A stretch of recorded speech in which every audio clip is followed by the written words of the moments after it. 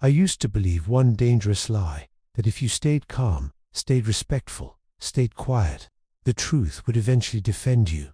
That belief almost destroyed my life.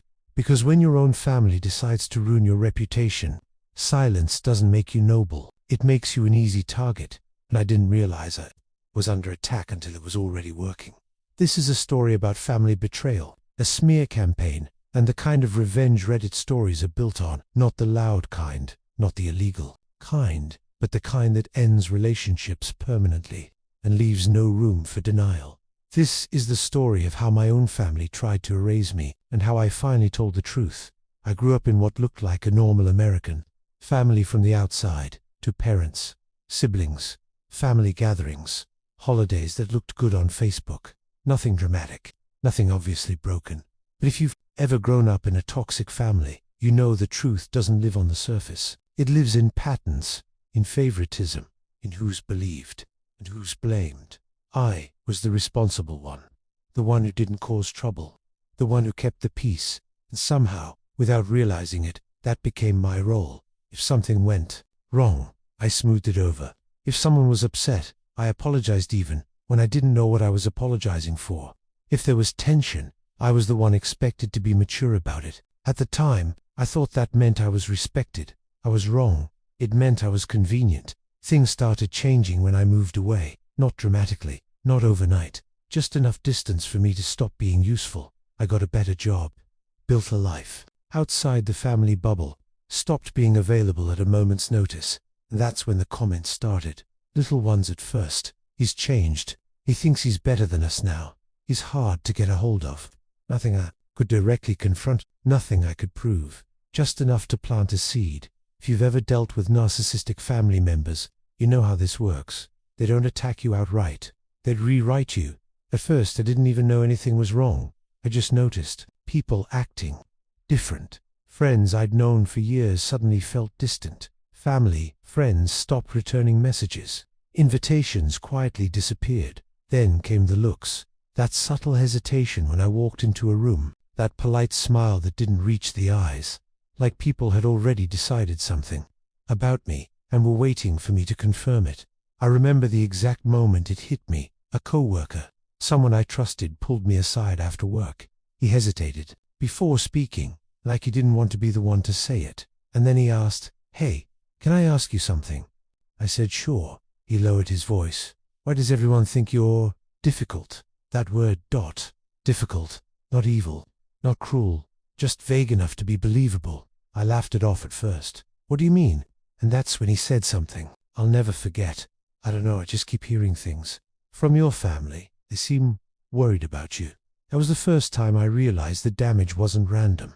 It was coordinated. Over the next few weeks, I slowly learned the truth. My own family had been talking about me, not to my face, not in private, but to anyone who would listen. They told people I was unreliable, that I twisted stories, that I played the victim. They said I was emotionally unstable, that I held grudges, that I was hard to deal with.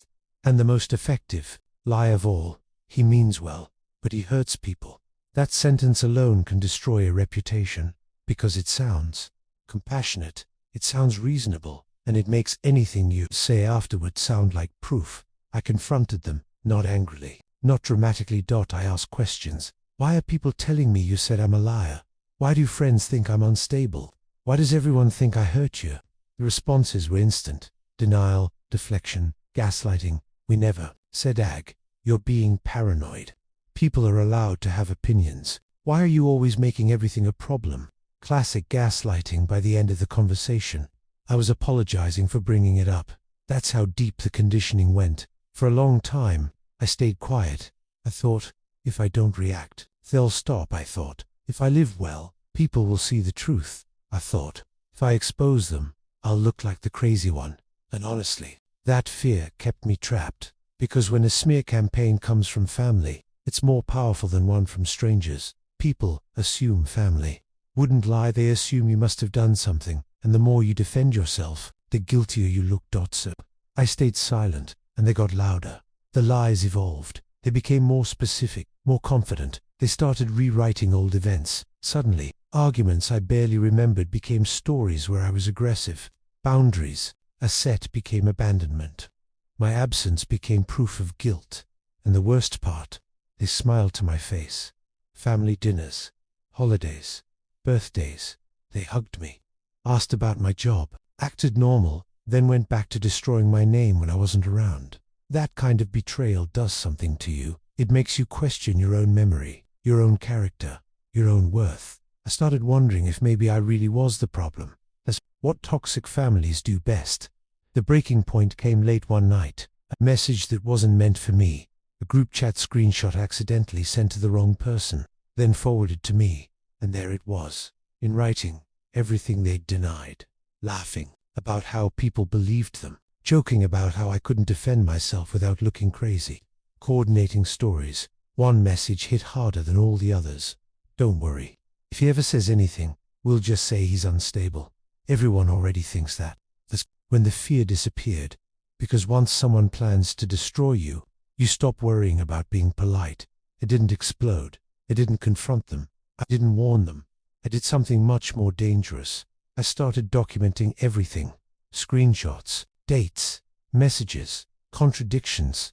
I went back years, compared stories, collected proof. I didn't rush. Revenge isn't about speed, it's about timing. And by the time I was done, I had something they never expected me to have. The truth, with receipts. This wasn't about embarrassing them. This wasn't about drama. This was about survival. Because when your reputation is destroyed in America, especially professionally, it doesn't just hurt your feelings, it costs you opportunities, relationships, your future. And I realized something critical. They were counting on my silence. They were betting that I'd rather be misunderstood than expose them. They were wrong. I didn't post anything publicly. I didn't rant. I didn't insult anyone. I did something much more effective. I told the truth, one person at a time, calmly, clearly, with proof. And once the first person saw it, everything started to change. I didn't expose them all at once. That's the mistake people make when they finally snap. They think revenge means one big explosion, a public post, a confrontation, a dramatic reveal. That kind of reaction only feeds the narrative they've already built about you. I knew better, because by the time I was ready to speak, I understood something critical about family smear campaigns. They don't survive scrutiny. They survive silence. So I didn't break the silence loudly. I broke it carefully. The first person I told was someone neutral, not family, not a close friend, a mutual acquaintance who had started pulling away. I invited them for coffee, kept my tone calm, didn't accuse anyone. I said something simple. I think there's been a misunderstanding about me, and I want to clear it up. People expect rage. They expect denial. They don't expect composure. I showed them screenshots, dates, messages that contradicted what they'd been told. I didn't editorialize. I let the evidence speak, and I watched their face change. Confusion, then discomfort, then realization. They didn't say much at first. Just this. That's not what we were told. Exactly. Word spreads differently when it isn't pushed. That person talked to someone else, who talked to someone else, and suddenly, conversations were happening that I wasn't even part of. People were comparing stories, noticing inconsistencies, asking questions my family had never prepared for. And the thing about lies is this: they require maintenance. Truth, don't. The shift was subtle at first. Messages I hadn't received in months suddenly came in. Hey, have you been? Random question, can we talk? I think there's been some confusion. That's when I knew the tide had turned, not because people were apologizing yet, but because they were curious. Curiosity is poison to a smear campaign. Meanwhile, my family had no idea. They still thought they controlled the narrative. They still thought silence meant submission. He still believed I was scared. They were wrong. And that's what made the next phase so satisfying. The first crack came from inside their circlea. Relative, one who'd repeated the lies, reached out. They didn't apologize. They tested the water. People are saying you're upset. I hope you're not angry. Classic move, I replied with one sentence. I'm not angry. I'm just honest. Now, that message scared them more than yelling ever could. The questions started coming fast after that. What do you mean? Who did you talk to? Why are people acting weird? I didn't answer. Silence, used correctly, is a weapon. Because now they were the ones spiraling. They didn't know what I'd said, or who I'd shown proof to, or how far it had spread, and for the first time, they felt exposed. Then came the phone call. The tone was different, less confident, less smug, more controlled. "I don't know what you're telling people," one of them said, "but you need to stop." I didn't argue. I asked one question. What part wasn't true? Silence. That silence was louder than any confession. It is the moment most people cave. They feel guilty. They want peace. They want things to go back to normal. But normal was the problem. Normal was being lied about while smiling at family dinners. Normal was having my reputation quietly destroyed while I stayed polite. I wasn't interested in normal anymore. They escalated. Suddenly I was being accused of causing drama, of tearing the family apart, of airing private business. Funny how truth is only private when it hurts liars. They wanted me. Emotional, defensive, reactive. I gave them none of that. Instead, I did something devastating. I kept talking, but only when asked. I never initiated. I never chased validation. I answered questions honestly, calmly, with proof. And every time I did, the story became clearer. Not because I was persuasive, but because they were inconsistent. Here's what narcissistic families never account for. They lie differently to different people. So when those people finally compare notes, the whole thing collapses. The real damage didn't happen in arguments. It happened in quiet conversations I wasn't even present for. Wait, that's not what they told me. Why would they say that? That doesn't match the messages. Trust doesn't shatter loudly, it erodes. And once it does, it never comes back the same. Then came the panic. I could hear it in their voices. The urgency, the sudden need to clear the air. They wanted a meeting, a call, a chance to talk things through. That's when I knew they were losing. Because people who control the narrative never ask for conversations. They demand silence. I agreed to meet, not to reconcile, but to close the door properly. We sat at a table like adults. No yelling, no insults. They started with the usual lines. "We don't remember it that way. You're exaggerating. You're too sensitive." I waited then. I placed my phone on the table and slid it toward them. Screenshots, messages, timelines, proof they forgot existed. I watched them read, watched the confidence drain, watched the lies stop mid-sentence. One of them tried to laugh it off. Another changed the subject. Another went quiet. And then someone said the most revealing thing of all. "Why would you save this?" I looked them dead in the eye. "Because you taught me I needed to." That was the moment the power shifted permanently. They couldn't deny it anymore.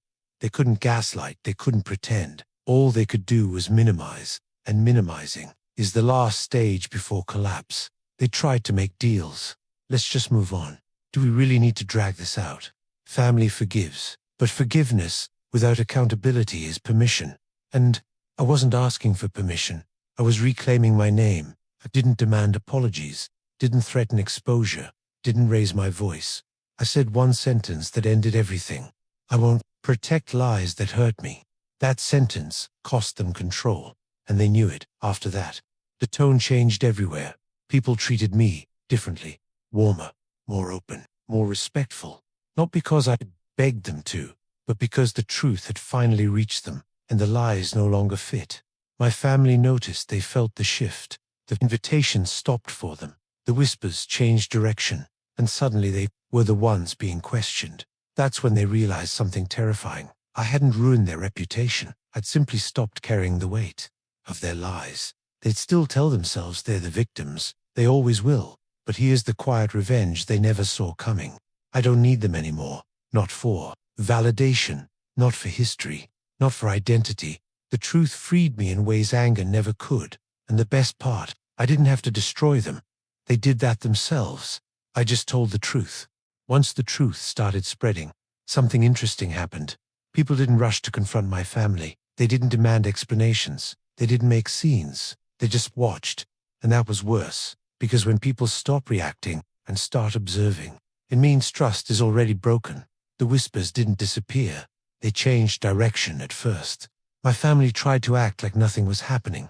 Same smiles, same forced warmth, same public performance. But the cracks were visible now. People asked fewer questions and listened more closely to the answers.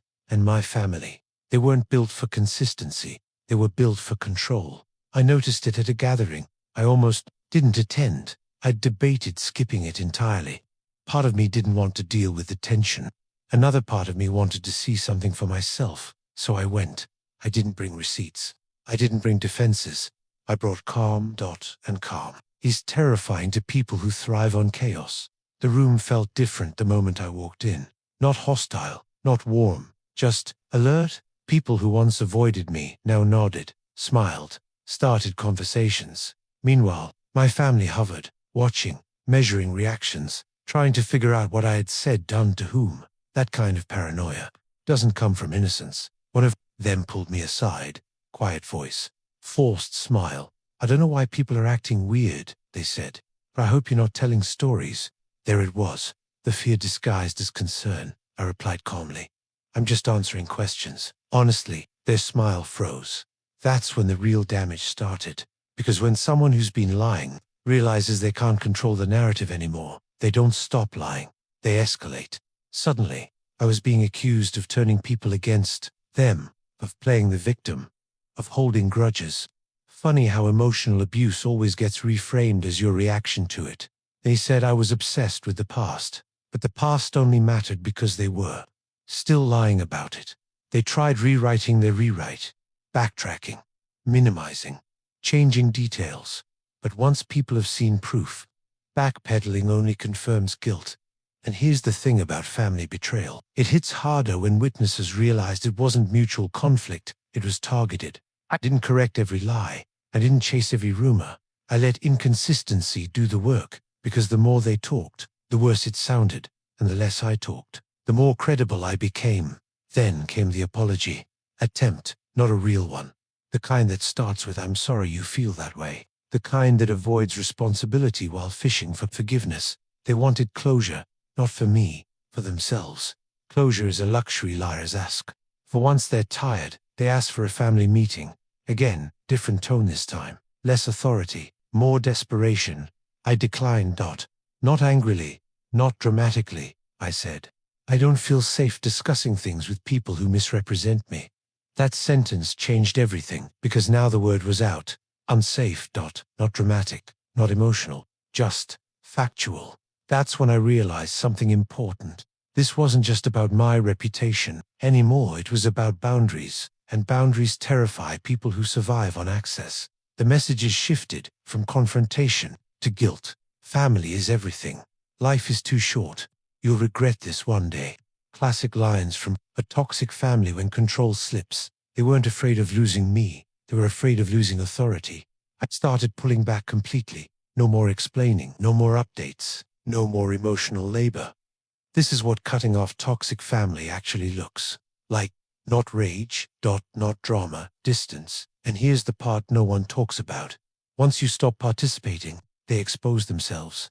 Because they still talk, still complain, still tell their version. But now there's no reaction, no pushback, no emotional reward. So the bitterness shows, the obsession shows, the mask slips. People noticed. They asked me quietly, why do they keep bringing you up? I didn't answer.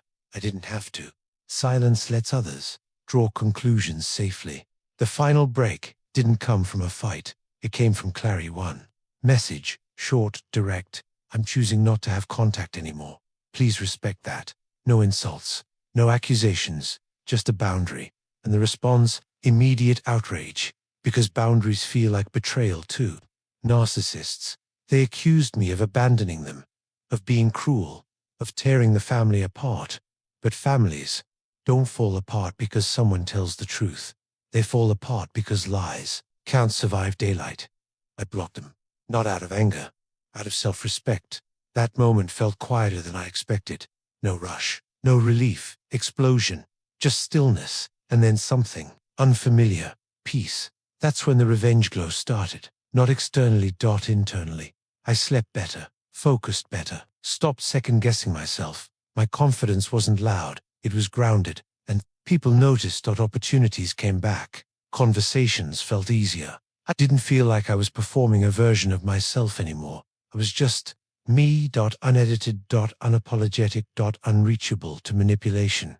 And the irony, I didn't lose a family. I lost a narrative and gained my life back. The truth is, justice served doesn't always look like punishment. Sometimes it looks like freedom. Sometimes it looks like people seeing who someone really is without you saying a word. Sometimes it looks like walking away and never looking back. They still tell stories about me, I'm sure of it, but now they don't land because people have context, and context is fatal to lies. This wasn't about revenge, it was about refusing to carry someone else's shame.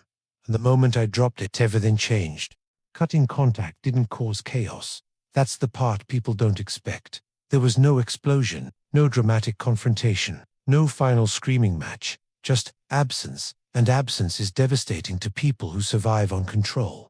At first, they assumed it was temporary, a phase, a tantrum, something I'd get over. They waited for me to reach out. IDIDN single quotes T. Days passed, then weeks, then months. And slowly, reality settled in. This time, I wasn't coming back. Without me in the picture, the dynamic shifted. Someone else became the problem. Someone else took the role I'd quietly carried for years. Because in a toxic family, the issue is never the behavior, it's the system. And systems don't collapse when one person leaves. They reveal themselves. I heard about it through others. Not gossip. Observations. They're always arguing now. They don't seem as close. They keep bringing you up. That last one told me everything. People don't talk about someone who's irrelevant. They talk about someone who escaped. Meanwhile, my life moved forward.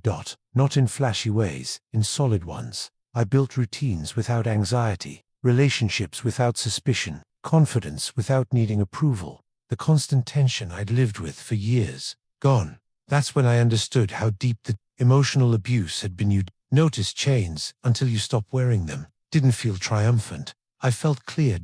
And clarity is more powerful than anger, because anger keeps you tied to the past. Clarity releases you from it.